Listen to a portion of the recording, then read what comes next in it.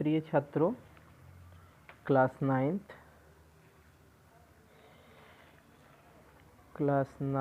का जो है ये हमने सीरीज़ का पहला वीडियो केमिस्ट्री सीरीज रसायन विज्ञान का पहला अध्याय हमने लिया है।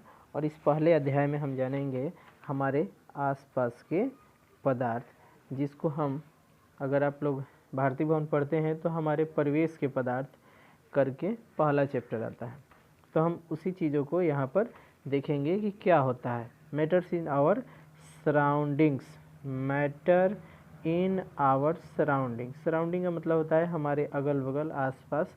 अगर हम यहाँ हैं तो हमारे बगल में बहुत सी ऐसी चीज़ें हैं, वे सभी जिन चीज़ों को आप देख पा रहे हैं सभी के सभी पदार्थ हैं। और भौतिक का मतलब क्या होता है जी?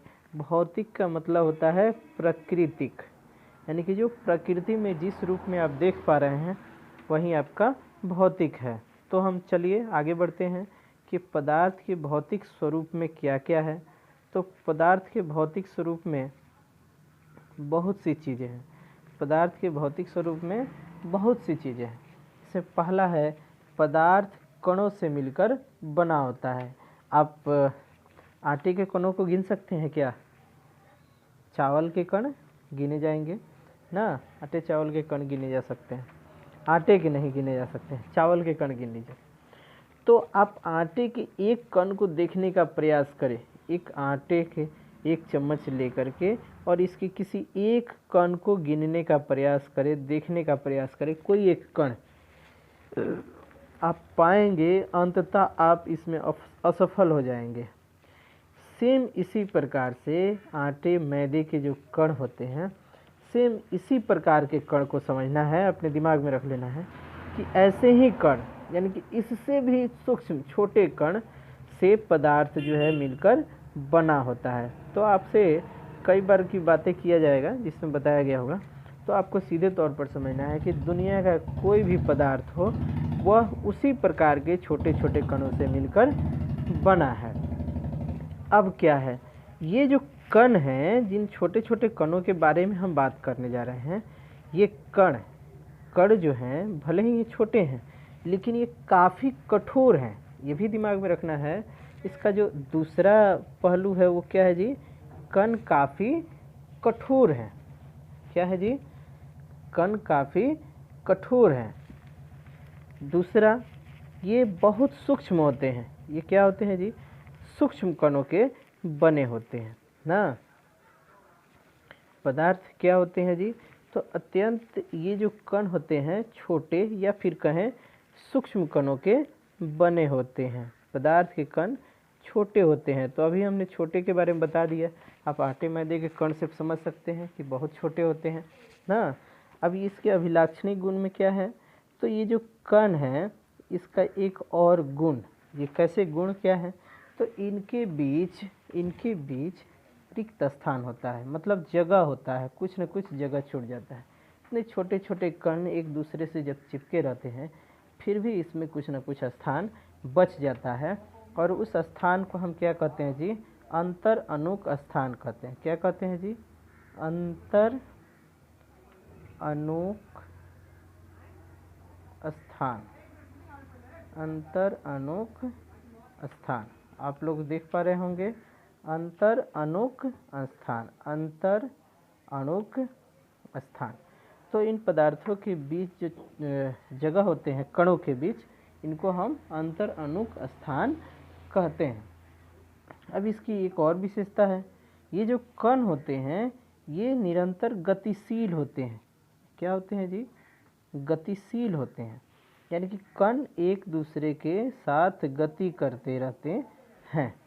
कण जो है गति करते रहते हैं। कणों की गति जो है थोड़ी ताप बढ़ाने पर बढ़ जाती है, और ताप यानी कि जब गर्मी देंगे तो वो तेज़ी से गमन करेंगे, और गर्मी नहीं देने पर थोड़ी गति धीमी हो जाती है, परंतु गति होती है इन पदार्थों में।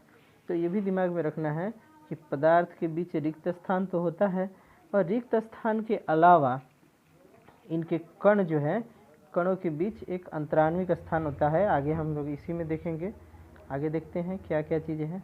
पदार्थ कण निरंतर गतिशील होते हैं। देखिए यहाँ आपको एक पॉइंट दिया गया है कि पदार्थ के कण निरंतर गतिशील होते हैं, हमेशा वे गति करते रहते हैं।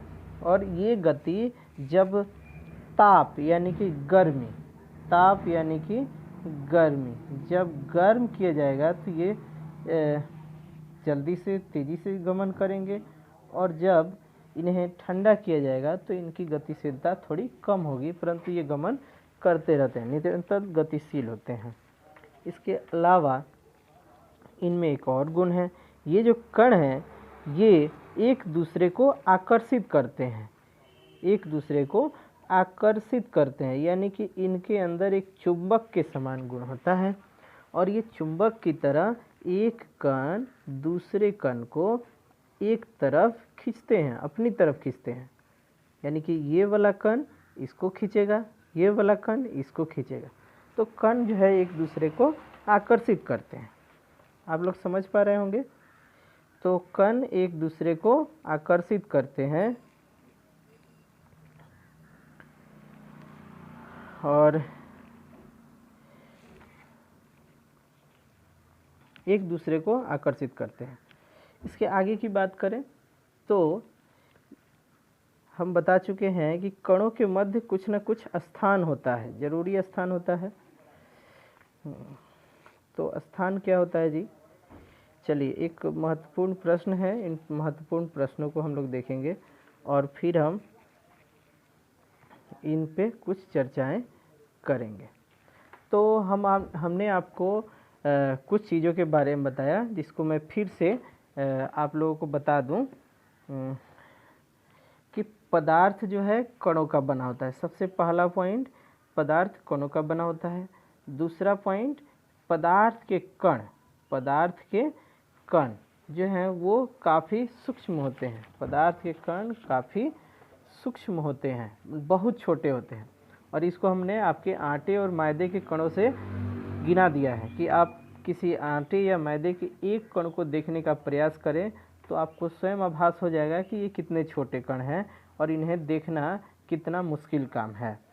और इसके अलावा ये जो कण है ये निरंतर गतिशील होते हैं। जब आप ताप बढ़ाइएगा तो इसके ताप में वृद्धि होने पर कणों की गति बढ़ जाती है, और वृद्धि होने पर बढ़ जाती है। और जब हम इन्हें ठंडा होने देते हैं, ये सामान्य दाब पर रहते हैं, तो कम या थोड़ी सी कमी रहती है इनकी गति में, ये बात को ध्यान में रखना है। उसके अलावा है ये कण एक दूसरे को आकर्षित करते हैं, बिल्कुल चुंबक की तरह। जैसे दो चुंबक को एक साथ रख दिया जाए तो एक दूसरे को जकड़े रहेंगे, इसी प्रकार का गुण इनमें भी होता है। आगे हम बात करेंगे कि कैसे ठोस द्रव गैस में अलग अलग होता है। इसके अलावा हम जो कुछ चीज़ों के बारे में आपको बताएंगे, जैसे कि पदार्थ के कणों के बीच स्थान भी होता है, रिक्त स्थान होता है। अब इसको हम कैसे समझेंगे? इसको हम इस प्रकार से समझते हैं कि आप क्या कीजिए कि कम से कम एक शीशे के गिलास में, शीशा का गिलास हो सकता है या चाय का कप हो सकता है जो शीशे का हो, या कोई भी शीशे का बर्तन ले लीजिए जिसमें पानी रखा जा सके, और पानी को रखिए, कुछ देर छोड़ दीजिए, और फिर एक स्याही से आलता सबके घर में होता है, उसको ले करके उस पर एक हल्का सा निशान लगा दीजिए, हल्का निशान लगा दीजिए। और निशान लगाने के बाद जब पानी स्थिर हो, फिर उसमें 1 से 2 चम्मच नमक डालिए, और नमक डालने के बाद खूब अच्छी तरह से उसको मिला दीजिए। उसके बाद आप उस चिन्ह का अवलोकन करिए, क्या हो रहा है? पानी का स्तर बढ़ा? नहीं बढ़ेगा। तो फिर ये गया कहाँ? अच्छा, ऐसा कीजिए, अब दूसरे प्रयोग कीजिए, ठीक उतना ही पानी ले लीजिए, और इस बार नमक नहीं डाल करके उसमें अब बालू डाल दीजिए, उतना ही मात्रा में बालू डाल दीजिए। अब देखिए, अब देखेंगे कि ये जो बालू है ये तो स्तर को बढ़ा दिया, ऊंचा कर दिया, लेकिन वहीं नमक डालें तो वहीं स्तर रहा। यानी कि उस जो लाइन आप खींचे हुए थे उस लाइन से ऊपर चला गया जब आप बालू रख रहे थे, लेकिन जब नमक रख रहे हैं तो वहीं रह रहा है। इसका मतलब नमक के कण पानी के कणों के बीच जा कर के कहीं ना कहीं छिप गए, जिससे वो स्थान में ही रह गए। अब जैसे हम बात करते हैं स्पंज आप लोग देखे हैं, वहीं साइकिल के जो एथी में लगा रहता है, सीट में, साइकिल सीट में, उस स्पॉन्ज को देखिए, उसका आकार बिल्कुल नहीं बदलेगा अगर उसको हम पानी में रख लेंगे, लेकिन वह अपने आकार के साथ पानी को समाहित कर लेगा, पानी को भर लेगा। ठीक उसी प्रकार जिस तरह से स्पंज में छोटे छोटे छिद्र होते हैं, उसी प्रकार पदार्थ में भी अंतराण्विक स्थान होते हैं। क्या होते हैं जी? अंतर आणविक स्थान, याद रखिएगा। तो ये अंतर आणविक स्थान जो है आपको पदार्थ के कणों के बीच होते हैं और इनमें दूसरे पदार्थों को समाहित करने का गुण भी होता है ना। अंतराण्विक स्थान जो होता है उनके बीच एक आकर्षण बल काम करता है, जो एक दूसरे एक कण को दूसरे कण से आकर्षित करता है। तो इसलिए हम उसको अंतर आणविक आकर्षण बल भी कहते हैं। याद रखिएगा, अंतर आणविक आकर्षण बल।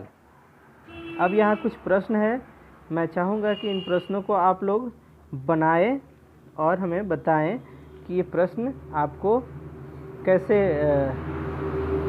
समझ में आ रहे हैं कि नहीं, और देखेंगे हम कि कैसे आप लोग इसको सोल्व कर पा रहे हैं। अगर आप अगले वीडियो में हम इसका आंसर देने का प्रयास करेंगे। आज मैं पूरे चैप्टर को क्लियर करने के बारे में सोचा हूँ। आइए कुछ आगे बढ़ते हैं। पदार्थ की अवस्थाएं, ये पदार्थ की अवस्था की बात हो रही है। पदार्थ तो हम बोले हैं कि जो आप आस-पास में अड़ोस पड़ोस में जितने भी देख रहे हैं वो सभी के सभी पदार्थ हैं, लेकिन इस पदार्थ की अवस्था का मतलब होता है स्थिति कैसी है, किस प्रकार से आप देख रहे हैं, किस स्थिति में देख रहे हैं। तो हम मात्र 3 स्थितियाँ में देखते हैं। कितनी स्थिति में जी? 3 स्थिति में। वो 3 सी स्थिति कौन है? पहला है ठोस, दूसरा है गैस, दूसरा द्रव और तीसरा गैस। इस प्रकार से 3 अवस्थाएं हैं, ठोस, द्रव और गैस। सीधे तौर पर कहिए कठोर, कड़ा या कठोर कह सकते हैं। दूसरा बहने वाला, हाँ, दूसरा को आप द्रव नहीं कह करके बहने वाला कह सकते हैं। और तीसरा हवा में रहने वाला, क्या कह सकते हैं? हवा में रहने वाला। 3 प्रकार का पदार्थ है ना। तो हम लोग ऐसे कहते हैं ना, धरती, जल और आकाश। तो बस यही पदार्थ की अवस्थाएं हैं। एक जो धरती के समान है यानी कठोर है, दूसरा जो जल के समान है यानी द्रव के समान है, बहने वाला है। जैसे दूध ले लीजिए ना, शरबत, तेल ले लीजिए, ये सब बहने वाला है। और जो हवा में रहने वाला है, विभिन्न प्रकार की गैस है, तो हम इन्हें गैस कहते हैं। तो ठोस अवस्था, द्रव अवस्था और गैस अवस्था, इनमें बहुत ऐसी चीज़ें हैं जिनमें समानताएं एक जैसी है और कुछ ऐसी भी हैं जो बहुत अलग अलग हैं। तो हम इन अलग अलग चीज़ों के बारे में विस्तृत रूप से जानने का प्रयास करेंगे। तो हम जानेंगे कि क्या होता है ठोस अवस्था। ये ठोस अवस्था ना, और फिर ठोस को जिसको हमने गैस एथी बोला है, क्या बोलते हैं, आगे बढ़ना है। ठोस, द्रव और गैस, द्रव अवस्था और गैसीय अवस्था। ये आपकी एनसीईआरटी बुक को हम पढ़ा रहे हैं और हमने 2-3 बुक का कलेक्शन भी लिया हुआ है, जैसे कि भारती भवन और आलोक बुक। तो भारती भवन और आलोक से हम कुछ टिप्स को, जो छात्रों के लिए काफ़ी जानकारी के लिए है, तो हमने इस वीडियो में रखने का प्रयास किया है। इसलिए हम अलग से उसे आप लोगों को बताने का प्रयास कर रहे हैं ताकि आपको अच्छी से समझ में आ जाए। तो पदार्थ में हम बात करेंगे कि ठोस, द्रव और गैस के क्या क्या गुण हैं। तो सबसे पहले बात करते हैं कि जब हम देखेंगे तो किसी से बताएंगे क्या? आकार। तो आकार क्या होता है? जैसे हम कहें कि ये जो हमारा कलम है, इस कलम के जैसा अगर आपको कोई पदार्थ दिखाई दे दे या कोई दूसरा कलम दिखाई दे दे, तो आप कहेंगे कि हाँ, उसी प्रकार का एक कलम ना। तो इस कलम को ही हम आकार मानते हैं। तो इसका आकार हम देख रहे हैं कि इसको हम हाथ में ले सकते हैं, इसका आकार नुकीलाकार है ना, पीछे का कुछ शेप इस प्रकार से है। तो इसी को हम कहते हैं ये जो है कठोर है, इसका आकार हम कितना हो कुछ कर रहे हैं, थोड़ा बहुत बल प्रयोग करने पर भी इसका आकार परिवर्तन नहीं हो रहा है। थोड़ा बहुत बल प्रयोग कर रहे हैं यानी कि इसको चुटकी से दबाने का प्रयास कर रहे हैं, लेकिन ये आकार में परिवर्तन नहीं हो रहा है, अर्थात कठोर है, कड़ा है ना। जैसे लकड़ी है, लकड़ी के समान है, तो लकड़ी के समान, काठ के समान कठोर है, इसका आकार बदल नहीं रहा है, तो हम कहते हैं कि आकार इसका एक जैसा है। लेकिन पानी का आकार, तो आप इस पानी को देख रहे हैं, क्या इस पानी का आकार बदल रहा है? बिल्कुल बदल रहा है। पानी अंदर आप ध्यान से देखें तो पानी को जैसे हम चाहें वैसे आकार में परिवर्तन कर ले रहे हैं, तो पानी का आकार परिवर्तित होता है। और गैस जो हमारे आसपास फैला हुआ है, इसका आकार तो निश्चित होता ही नहीं है। तो हम कहते हैं कि ठोस और द्रव और गैस का आकार जो है अलग अलग होता है। ठोस का आकार निश्चित होता है, द्रव का आकार निश्चित नहीं होता है, और गैस का तो आकार और भी निश्चित नहीं किया जा सकता है जब तक कि उसको किसी बर्तन में पहले से पैक करके नहीं रखा जाए। खोल करके रखा जाएगा तो पता नहीं चलेगा जब तक पैक करके नहीं रखा जाए। चलिए, उसके अलावा हम आकृति की बात करते हैं। उसके बाद आता है एक चीज़, घनत्व। ये घनत्व क्या होता है? घनत्व को भार की दृष्टि से बहुत अच्छी तरह से समझा जा सकता है। जैसे मान लीजिए कि हम इस बोतल में अगर किसी ठोस को भर दें तो उसका वजन, और इस द्रव को भर दें उसका वजन, फिर गैस को भर दें उसका वजन चेक करेंगे तो पाएंगे कि अगर इसमें ठोस यानी कि मिट्टी भरे होते तो, या लोहे के कण भरे होते, तो इसका वजन पानी के वजन से कहीं अधिक हो जाएगा। अधिक होने का मतलब है कम स्थान में पदार्थ के अधिक कणों का रहना, यानी कि जब एक निश्चित स्थान में, जब स्थान सेम हो, स्थान वही हो, यानी कि इतना ही जगह दिया जाए और किसी बर्तन में ठोस को रखे जाए तो उसके कण इतने नज़दीक होते हैं कि इसके भार बहुत अधिक बढ़ जाते हैं। और भार तो यही है, कण के बीच जो कम स्थान होता है तो घनत्व अधिक होता है, और इनके बीच अंतराण्विक स्थान अगर अधिक हो जाए तो घनत्व अधिक होगा। तो हम ऐसे समझेंगे कि ठोस का घनत्व अधिक होता है, सबसे अधिक होता है, उसके बाद द्रव के कण, और सबसे कम घनत्व गैस में होता है। ये काफ़ी दूर दूर रहते हैं, ये काफ़ी दूर दूर रहते हैं।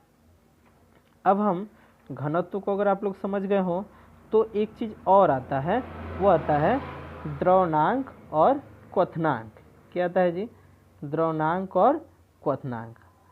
तो हम देखने का प्रयास करेंगे कि आपके इस एनसीईआरटी में दिया है या नहीं। दिया भी होगा तो इस बुक में देखना थोड़ा सा। इसमें आप कणों की प्रकृति को देख सकते हैं, ये जो हमने बुक से लिया हुआ है, इसमें कण की प्रकृति को आसानी से दिखाने का प्रयास किया गया है। आप देखिए कितने घने इसमें कण व्यवस्थित हैं, मतलब कितना घना बैठा हुआ है। जितना कण इसमें है उससे कम इसमें है, यानी कि ये द्रव है, और ये गैस है तो गैस में देखिए कितने अलग अलग। गैस के कण को आप इसमें देखें तो गिनती के कण बचे हुए हैं, लेकिन द्रव में थोड़ा अधिक है और ठोस में और अधिक है। तो इसी तरह से कण व्यवस्थित हैं, और इसी को सघनता भी कह सकते हैं, घनत्व कह सकते हैं। इसमें घना है, बहुत ज़्यादा है, इसलिए इसका घनत्व अधिक है। इसका घनत्व ठोस से कम है और गैस का घनत्व सबसे कम है। तो इस तरह से हम इसको समझने का प्रयास करेंगे। फिर हम बात करते हैं संपीड्यता, दबाव सहन करने की क्षमता। दबाव, प्रेशर यानी कि हम उसको दबाएं ऊपर से हम जब इसको दबाएं तो क्या ये सहन कर पाएगा? किसी लोहे के बटखरे को आप पूरे प्रयास करिए और दबाने का प्रयास करिए, क्या उसके आकृति में कुछ बदलाव आ रहा है?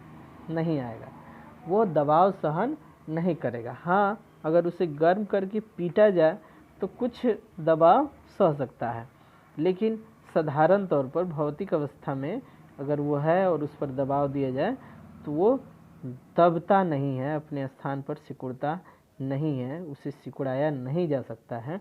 तो हम इसे कहते हैं सिकुड़ाया जा सकने की क्षमता को ही संपीड्यता कहते हैं। तो ये नहीं सिकुड़ेगा, इसीलिए हम इसको कहते हैं कि इसको संपीडित नहीं किया जा सकता है, यानी कि इसमें संपीड्यता नहीं होता है।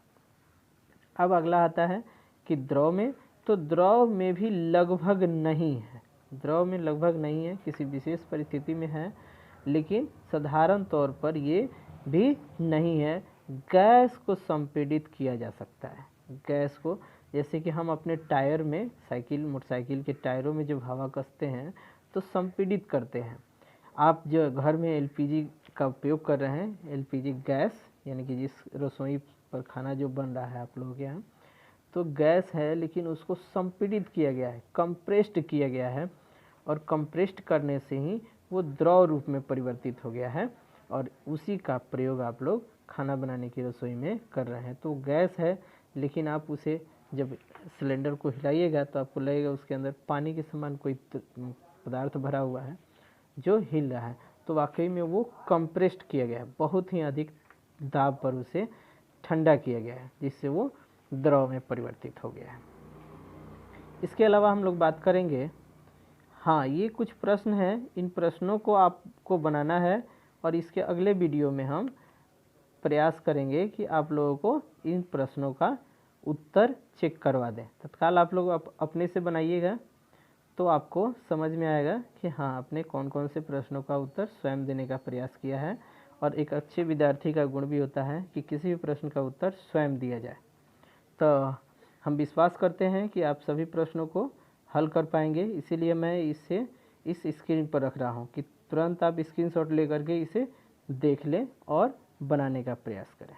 स्क्रीनशॉट ले लीजिए, यहीं तक प्रश्न है, और स्क्रीनशॉट लेने के बाद आप इसे बनाइएगा।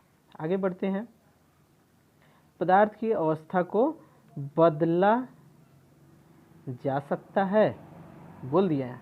अभी हम जस्ट बताए हैं आप लोगों को कि गैस को जो है अवस्था परिवर्तित करके उसे द्रव में परिवर्तित कर दिया जाता है, जिससे आप एलपीजी कहते हैं। घर में जो आप लोग गैस का प्रयोग कर रहे हैं वो क्या है, लिक्विड पेट्रोलियम गैस है ना, यानी कि वो द्रवित किया गया है, उसे द्रव में परिवर्तित किया गया है, और है वो गैस, है क्या, गैस। तो इन्हीं चीज़ों को हम लोग समझेंगे कि क्या होता है।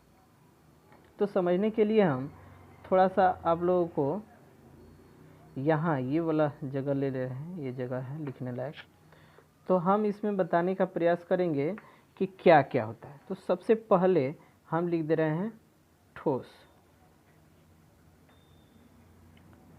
ठोस में क्या होता है, जब इसको आप गर्म करिएगा, दो ही चीज़ होता है अवस्था में परिवर्तन करने के लिए, या तो आप गर्म करेंगे तब अवस्था में परिवर्तन होगा, नहीं तो आप ठंडा करेंगे तब अवस्था में परिवर्तन होगा। ठीक, तो ठंडा करते हैं तो क्या होता है, तो ठंडा करने पर ठोस में कोई प्रभाव नहीं पड़ता है, ये थोड़ा सा और सिकुड़ जाएगा और कठोर हो जाएगा।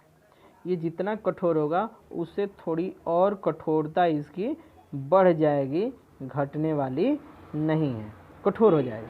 तो ध्यान रखना है, जब भी किसी को हम कम करते हैं तो इसके ताप को कम करते हैं, सॉरी, ताप को जब कम करेंगे यानी ठंडा करेंगे तो ये कठोर अधिक हो जाएगा और ज़्यादा कठोर हो जाएगा। उसके बाद हम बात करते हैं अगर गर्म करें तो क्या होगा, तो गर्म अगर किया जाए, धीरे धीरे इसे गर्म किया जाए, तो जब इसमें अधिक गर्मी होगी तो इसके कणों के बीच का अंतराण्विक बल कमज़ोर हो जाएगा। क्या हो जाएगा जी, अंतर आणविक बल कमज़ोर हो जाएगा, यानी कि द्रव के बीच जो अंतराण्विक स्थान है वे धीरे धीरे बढ़ने लगेंगे। जब अंतराण्विक स्थान बढ़ने लगेंगे तो यह ठोस धीरे धीरे पिघलने लगेगा, पिघल करके यह क्या बन जाएगा जी, तो पिघल करके ये बन जाएगा द्रव। क्या बन जाएगा, द्रव। तो ठोस से ये द्रव में परिवर्तित हो जाएगा। पुनः जो द्रव में परिवर्तित होगा, अगर उसको आप ठंडा कीजिएगा तो यह ठोस में आ जाएगा, अपने पिछले वाले रूप में आ जाएगा। ठीक इसी प्रकार से ठीक इसी प्रकार से अगर आप किसी द्रव को ठंडा कीजिएगा, कोई भी द्रव हो, अगर उसे ठंडा किया जाएगा, क्या किया जाएगा जी, ठंडा किया जाएगा, तो ये अपने से पिछले वाले यानी कि वो ठोस में परिवर्तित होना शुरू हो जाता है, ठोस में परिवर्तित हो जाएगा। अगर उसे गर्म कीजिएगा तो वह द्रव में तो है ही, तो पिघलेगा कैसे, पिघला हुआ है, तो द्रव से वो गैस में परिवर्तित होता है ना। तो जो पदार्थ द्रव होते हैं उन्हें गर्म करने पर गैस और ठंडा करने पर ठोस। और तो हम इसको कह दें ऐसे कि जब गर्म कीजिएगा तो ये क्या बन जाएगा जी, ये बन जाएगा गैस। क्या बन जाएगा, गैस बन जाएगा। तो कोई भी पदार्थ इस तरह से ठोस से द्रव में परिवर्तित होता है, द्रव गैस में परिवर्तित होता है। गैस को अगर गर्म कीजिएगा तब क्या होगा, गैस के बीच जो पहले से अंतराण्विक बल हैं वो और अधिक कमज़ोर हो जाएंगे और उनके बीच जो आकर्षण बल है काफ़ी कमज़ोर हो जाएगा, और इसलिए उनके कण काफ़ी दूर दूर तक फैल जाएंगे, जिनको मतलब कि अनुमान लगाना कठिन हो जाएगा। यानी कि गैस काफ़ी संकीर्ण हो जाएंगे, बहुत पतले हो जाएंगे। तो इस प्रकार से अवस्था में परिवर्तन ताप और दाब की सहायता से हम कर सकते हैं। यानी कि गर्म और ठंडा करके भी हम इनके अवस्था में परिवर्तन ला सकते हैं। गर्म और ठंडा करने के बाद इनके अवस्था में क्या हो जाएगा जी, परिवर्तन हो जाएगा। उसके बाद हम बात करते हैं कि इसके अलावा क्या किया जा सकता है। तो देखिए यहाँ ताप में परिवर्तन का प्रभाव दिया गया है ना, आपकी पाठ्य पुस्तक में खूब अच्छी तरह से इसको समझाया गया है, और हमने आपको बारी बारी से इन चीज़ों के बारे में अच्छी तरह से बताने का प्रयास किया है। और इन तीनों अवस्था में परिवर्तन को आप एक जल के द्वारा समझ सकते हैं कि जल एक द्रव है, और द्रव को जब ठंडा किया जाता है तो ये क्या बन जाता है जी, ये बन जाता है बर्फ़। और बर्फ़ जब बनेगा, इधर पेन नहीं चल पा रहा है, तो जब बर्फ़ बनेगा तो इसको हम ऐसे रख दें, बर्फ़ बनेगा तो ये एक ठोस पदार्थ का उदाहरण है, और जब इसे गर्म कीजिएगा तो भाप बन जाएगा। और भाप क्या है जी, तो भाप जो है एक गैस का उदाहरण है। किसका उदाहरण है, गैस का उदाहरण है। तो भाप गैस का उदाहरण है, इससे भी आप लोग अच्छी तरह से समझ सकते हैं। आगे हम बात कर रहे हैं कि क्या होता है।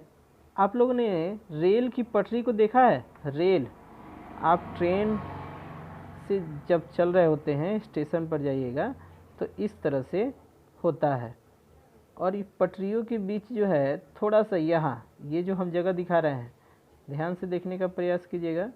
अगर फिर कभी स्टेशन गए तो आपको दिखाई देगा कि इस तरह से आपको थोड़ी सी जगह दिखाई देगी।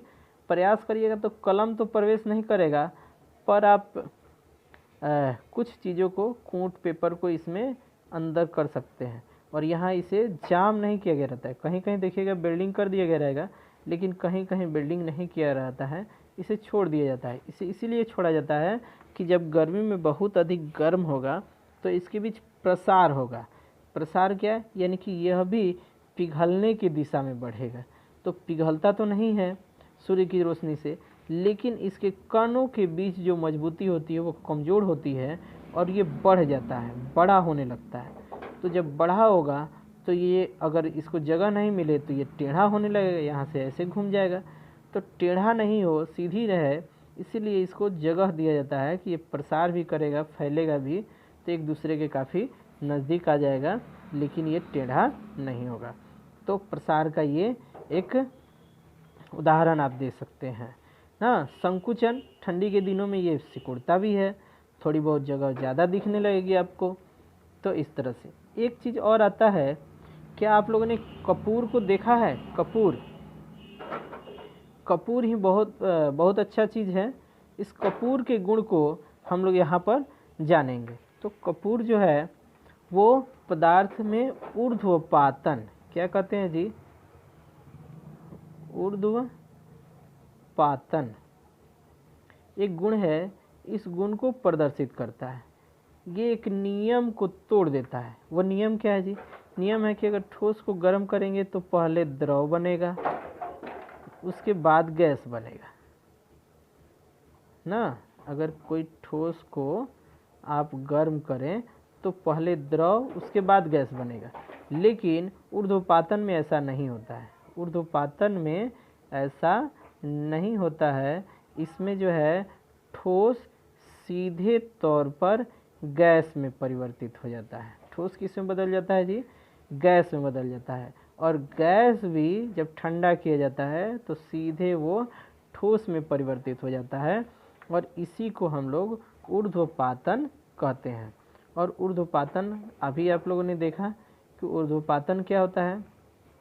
तो ठोस को सीधे गैस में, ठोस को सीधे हम गैस में, और गैस को सीधे ठोस में बदलने की प्रक्रिया है। यानी कि देखिए यहाँ ठोस है और ठोस अवस्था से हम सीधे गैसीय अवस्था में चले जाते हैं, तो ऊर्ध्वपातन कहा जाता है।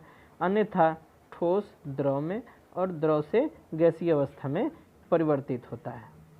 तो इस तरह से हम लोग समझने का प्रयास करेंगे। तो ये ऊर्ध्वपातन के गुण होते हैं, और ये उल्टे होते हैं, जैसे यहाँ से गैस से द्रव, द्रव से ठोस, लेकिन ये ऐसा नहीं करता है। यह तुरंत जैसे ही ठंडा करेंगे ठोस में परिवर्तित हो जाएगा। इसके नौसादर और कपूर ना सबसे अच्छे उदाहरण हैं, जिससे आप आसानी से समझ सकते हैं। तो ऊर्ध्वपातन के लिए ये चीज़ें जानना जरूरी है। अमोनियम क्लोराइड यही है नौसादर। ये जो अमोनियम क्लोराइड के बारे में आपको यहाँ पढ़ रहे हैं, इसी का हम लोग साधारण नाम नौसादर रखे हुए हैं। नौसादर से समझते हैं। आगे है ये चीज़ें, यहाँ पर फिर प्रश्न आ गया। प्रश्न को समझेंगे, और प्रश्न को समझेंगे तो आपको बहुत कुछ जानने को मिलेगा। अब हम यहाँ पर आप लोगों से बात करने वाले हैं वाष्पीकरण। वाष्पीकरण क्या है जी? वाष्पीकरण जब हम द्रव को, यानी कि जल ही ले लें, उदाहरण में हम क्या ले लें जी? तो उदाहरण में हम जल को ले रहे हैं। तो जल जब है, जल को हम जब गर्म करते हैं तो ये वाष्प में बदलेगा। तो वाष्प में बदलना ही वाष्पीकरण है। जल हो या कोई भी द्रव जिसको हम वाष्प की अवस्था में बदला जाता है, वाष्प की अवस्था में बदला जाता है, तो उसको क्या कहते हैं? वाष्पीकरण कहते हैं ना। तो वाष्पीकरण का बहुत ही अच्छा एक और चीज़ है इसको जानने का, कि ये जो है ये कई चीज़ों पर निर्भर करता है। किन किन चीज़ों पर निर्भर करता है जी? तो वाष्पीकरण के लिए कुछ इम्पोर्टेंट पॉइंट को आप लोग नोट करिएगा कि वाष्पीकरण जो है ये अलग अलग पदार्थ के लिए अलग अलग ताप पर होता है। इसका ताप जो है अलग अलग होता रहता है। जैसे कि आप पेट्रोल को ले लीजिए, आप हाथ में रखेंगे, कुछ समय बाद वो वाष्पित हो जाएगा, आपके हाथ में दिखाई नहीं देगा। लेकिन जल को आप घंटों लिए रहिएगा और आपके हाथ में टिका रहेगा। तो ये अलग अलग तापमान पर ना, अलग अलग तापमान पर द्रव का ताप अलग अलग होता है, और गैस अवस्था में बदलने की प्रकृति अलग अलग होती है। तो पहले आप जाने पदार्थ की प्रकृति, पहले क्या जाने आप? पदार्थ की प्रकृति ना। और दूसरा चीज़ द्रव का ताप। तो द्रव का ताप कैसा है ना, इस पर भी निर्भर करता है कि द्रव पहले से कितने तापमान पर मिल रहा है। तीसरा चीज़ जो है, आप जिस पात्र में रखते हैं द्रव को, जिस पात्र में, जिस बर्तन में आप रखते हैं ना, उसमें उसकी मेन गुण है, वो कहाँ रखते हैं। जिस बर्तन में आप द्रव को रखिएगा उसी हिसाब से वाष्पन उसका होगा। तो पदार्थ जिस प्रकार के बर्तन में रहेगा, यानी कि उसका पृष्ठ जितना हवा से संलग्न रहेगा उतना ही अधिक वाष्पन होगा, जितना कम पृष्ठ हवा के संपर्क में रहेगा उतना कम वाष्पन होगा। तो ये होता है। फिर आता है वायु कितनी तेज़ी से चल रही है। वायु जो है वो कितना तेज़ी से चल रहा है। अब हवा है, हवा यहाँ मिल ही नहीं रहा हो, तो जब हवा नहीं मिलेगा तो वाष्पन कम होगा और हवा तेज़ होगी। जैसे आप लोग देखते हैं, अगर चावल गर्म हो, खाना हो जल्दी, तो क्या करते हैं जी? एक बेना को लेंगे, यानी पंखा को लेंगे और जल्दी से पंखा को डुलाने लगेंगे। इससे क्या करते हैं, वहाँ हवा तेज़ कर देते हैं। हवा तेज़ करते हैं तो जल्दी से वाष्पन होने लगता है और हमारा खाना ठंडा हो जाता है। तो ये भी ज़रूरी चीज़ है। तीसरा है आर्द्रता। आर्द्रता क्या है जी? आर्द्रता, हाँ, आर्द्रता। आर्द्रता क्या है? आर्द्रता है वायु में जलवाष्प की पहले से मात्रा।